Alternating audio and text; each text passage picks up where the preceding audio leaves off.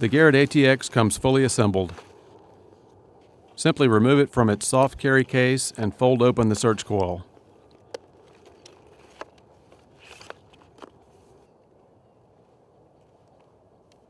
Disengage both the armrest and stem rotation lock to allow the stem to rotate. Rotate the stem and search coil to level and release the spring-loaded rotation lock to allow it to automatically re-engage. The search coil can also be locked at 90 degrees to the left or right for scanning walls and embankments. When the search coil is locked in your preferred orientation, re-engage the armrest lock. The ATX can be operated with the stems fully collapsed, fully extended, or anywhere in between. To extend the telescopic stem to the desired operating length, begin by loosening the bottom stem nut closest to the search coil. Fully extend the bottom stem and tighten the bottom stem nut. Then loosen the middle stem nut, extend the middle stem, and tighten the nut. The upper stem should be used for final adjustments to the desired operating length.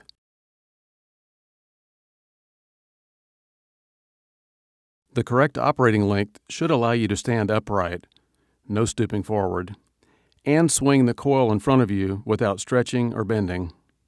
To move the armrest forward or backward, open the armrest locking lever, slide the armrest to the desired position, and lock the lever.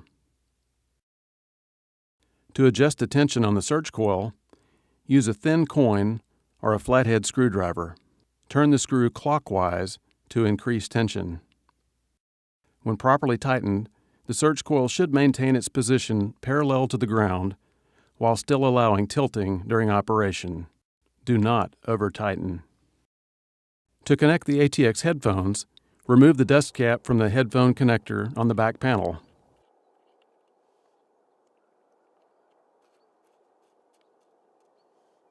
Ensure the headphone connector is clean. Notice the orientation of the connector before attempting to insert it. If the detector will be submerged, be sure to lubricate the O-ring on the connector with silicone grease. Fully insert the connector until it snaps snugly into place. Slide the metal locking collar onto the threads and tighten by hand. Do not over-tighten.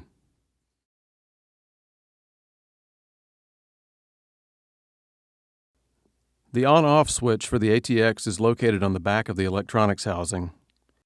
It is best to switch on and operate the detector outdoors and away from sources of electrical interference, such as power lines, electrical equipment and appliances, fluorescent lights, or transmitters. Immediately after the initial turn-on, listen for 1 to 4 audio beeps, indicating the charge level of the batteries. 4 beeps indicates fully charged. 1 beep and a flashing low battery warning light indicates low charge and that the battery should be replaced. During operation, the yellow low battery warning light will begin flashing when there's approximately 30 minutes of battery life remaining. In addition to the flashing LED, a brief audio alarm will sound every 60 seconds.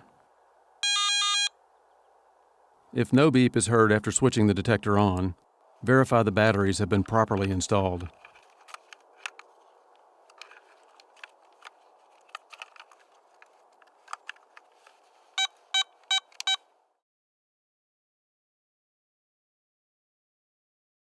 The ATX operates with a continuous audio that responds proportionately to a target's signal strength. Large or strong signals sound loud.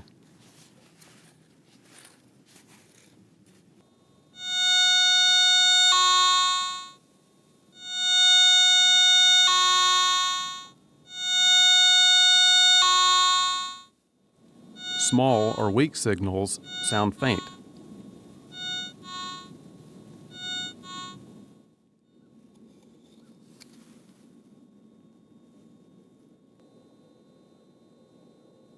This enhances the ability to hear faint targets and better judge a target's size, shape, and depth. By their nature, high-performance pulse detectors are often noisier than VLF-type detectors. Therefore, some minor audio noise or chatter is normal. An experienced operator will learn how to distinguish random background noise from repeatable target signals.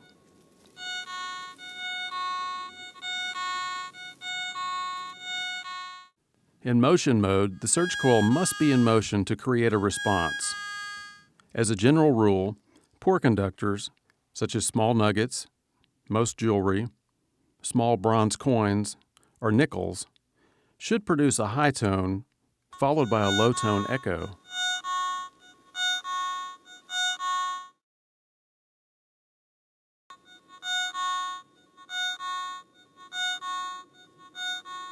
Good conductors, such as large nuggets, copper and silver coins, or large bronze coins, should produce a low tone followed by a high tone echo.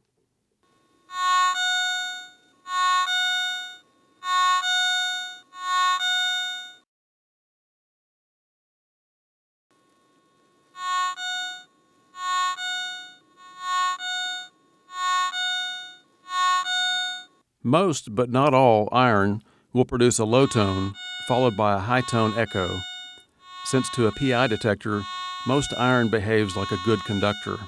In non-motion mode, the coil is not required to be moving for the ATX to produce a response.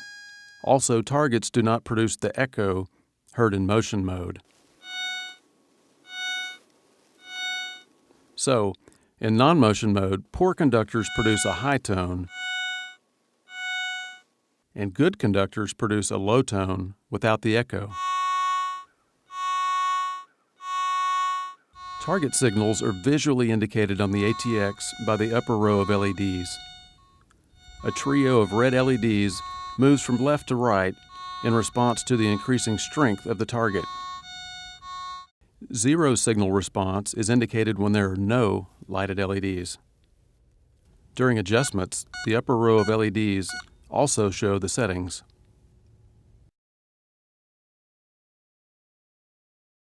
The ATX has two levels of controls, primary and secondary.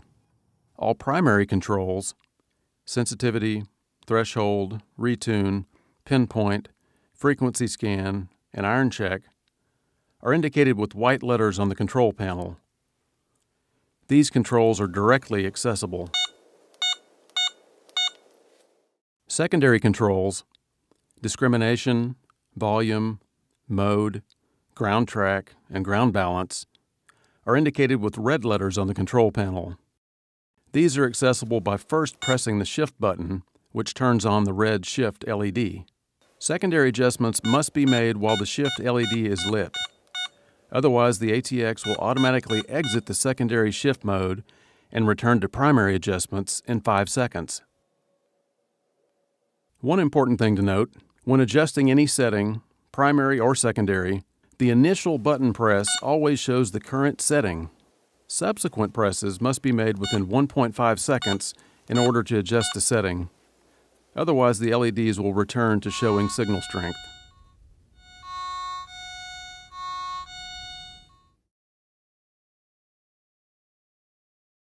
The ATX can detect targets in either motion mode or non-motion mode.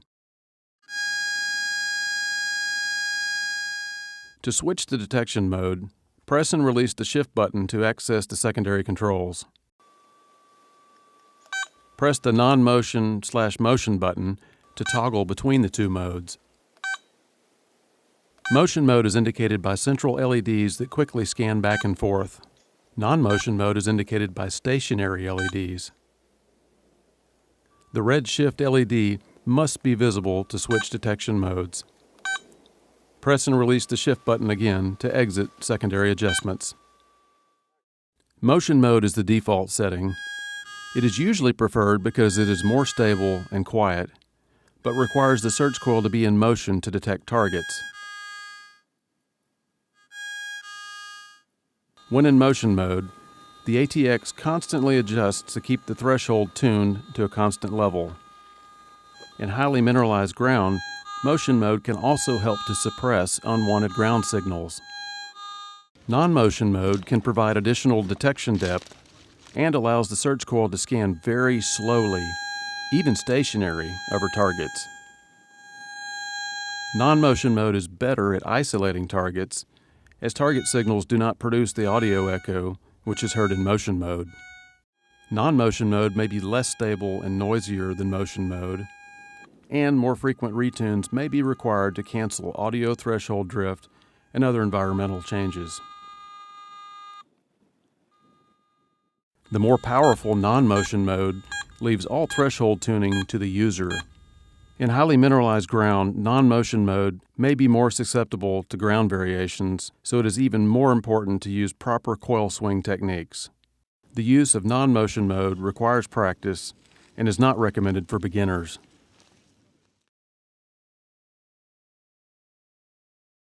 Operating near power lines, other detectors, fluorescent lights, or other power sources may cause interference for your ATX. To check, hold the surge coil stationary away from any metal and listen for signal interference. If noisy operation is present, use the frequency scan function to obtain the quietest operating frequency for your ATX. To perform a frequency scan, hold the surge coil away from any metal. Then press and release the frequency scan button.